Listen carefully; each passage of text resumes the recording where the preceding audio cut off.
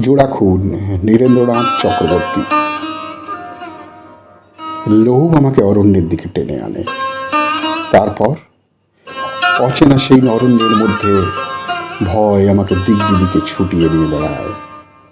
আমি ঠিক করেছিলাম আমার এই যুগল শত্রুকে আমি শেষ না করে ছাড়ব না। আগে আমি লোভের মরামুখ দেখব, তারপর ভয়ের। কিন্তু দেখো কি আশ্চর্য, লোভের গলায় আমার দীর্ঘ ও শানিত ছুরিখানাকে আমূল বিধিয়ে দিয়ে যেই আমি চেঁচিয়ে বলে উঠেছি, কিছুই আমি চাই না।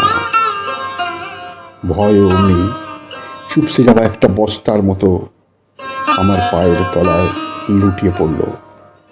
কখন আলো ফুটেছে আমি জানি না। আমি শুনতে পাচ্ছি দূর থেকে ভেসে আসছে সূর্যোদয়ের গান, উদ্দীপক সুরার মতো। সেই গানের সুর ছড়িয়ে যাচ্ছে আমার রক্তে।